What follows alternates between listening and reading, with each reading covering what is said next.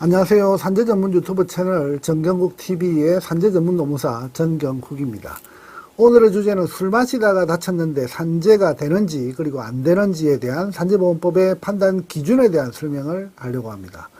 아마 많은 분이 술 먹고 사고 난 건 본인 책임이지 그게 어떻게 산재냐라고 반문하실 것입니다.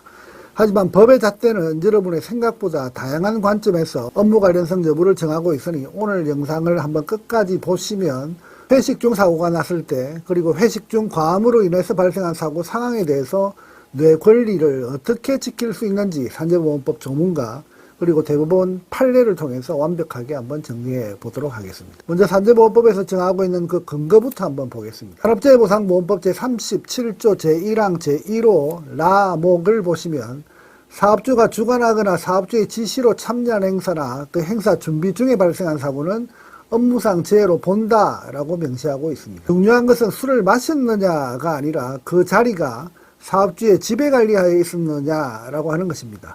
산재보험법에서는 술을 마신 상태 여부를 중요하게 보는 것이 아니라 술을 마시는 그 공간에 대한 지배관리를 사업주가 주관하고 있었느냐 그리고 사업주의 지시하에서 유지되고 있었는가 하는 것을 중요하게 판단한다는 것입니다. 결국은 산재보험법에서 보는 판단 기준은 사업주의 주관과 지시의 기준을 회식비 결제를 누가 했는지 여부로 판단하게 되고 그리고 참석이 강제적이었는지 여부를 통해서 사고난 근로자가 사업주의 지시 범위 내에 있었는지 여부를 판단하게 되고 그리고 실제 업무하는 그 공간의 그 내용이 사업주가 인정 가능한 그리고 사업주가 주관하는 업무 범위 내의 그 협의가 이루어져 있는지가 산재 승인 결정의 관건이다라고 보시면 되겠습니다.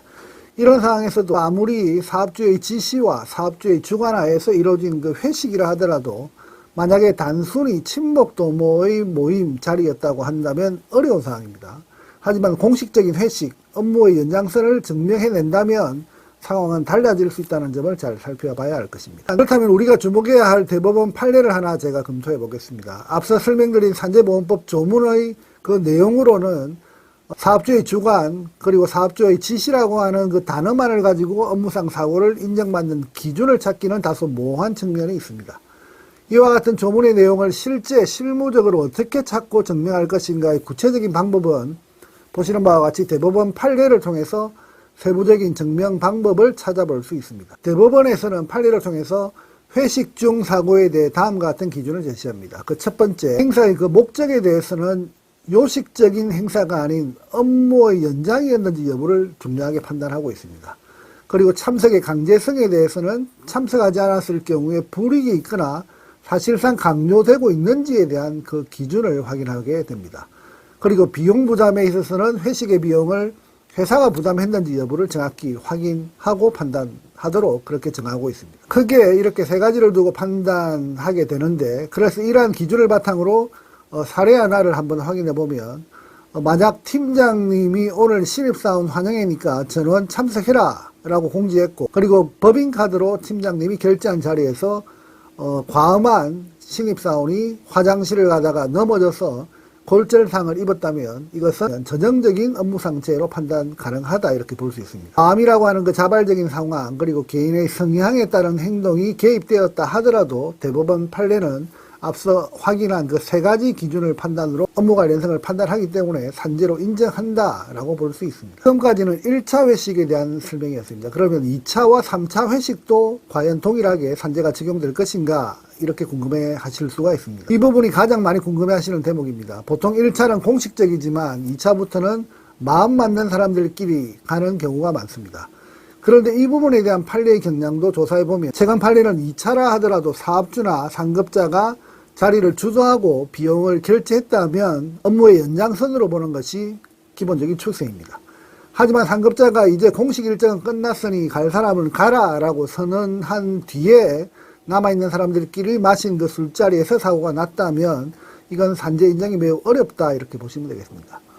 이것이 바로 지배관리의 단절 현상이라고 하는 부분 때문에 그렇게 판단한다는 것입니다. 그래서 어떻게 보면 우스울 수 있는 이야기지만 2차로 장소를 이동할 때 산재법 보호 범위를 유지시키기 위해서는 2차 장소 이동 중 이탈자가 전혀 없을 때 가능하다는 점, 그래서 여러 없이 2차를 가야 된다라고 하는 웃지 못할 논리도 구성될 수 있다는 논리도 성립될 수 있다는 점도 한번 체크해 볼 필요가 있습니다. 그러면 주량보다 많이 마신 나의 과실은 어떻게 되는가, 이렇게 궁금해 하실 수도 있습니다. 술을 너무 많이 마셔서 취해서 넘어진 경우, 또는 회식 중 과음으로 귀갓길에 떨어져서 사망한 경우 등 다양한 사건 사고가 실제 발생하고 있습니다. 이런 경우 과음이라고 하는 자발적 무의식 상태가 원인이 된 경우 산재가 될 것인가, 이렇게 고민할 수 있습니다. 하지만 산재보험법은 기본적으로 무과실 책임 원칙을 따르고 있습니다. 결론적으로 회식 자리의 사업주 지배관리 여부를 중요하게 판단한다는 점을 확인하면 해법은 나오게 되니 참고하시기 바랍니다.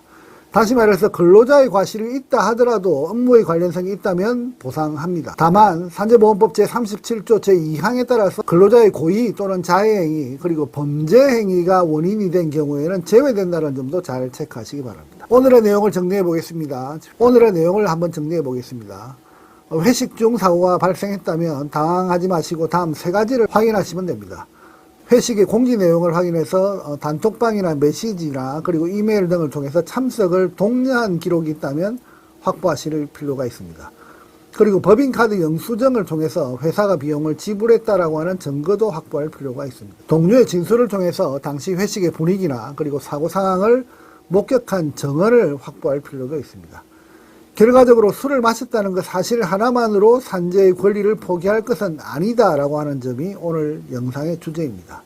음주의 원인과 회식의 목적 그리고 사고 당시 상황 등에 대하여 산재 전문 노무사와의 상담을 하신 후 산재 신청을 준비하신다면 산재 승인의 가능성은 조금은 더 올라갈 수 있다는 점을 강조드리면서 오늘의 주제 영상을 마치도록 하겠습니다. 감사합니다. 여의도 노무법인은 대표 노무사가 직접 조사하고 분석하고 최종 결론까지 책임있게 진행합니다.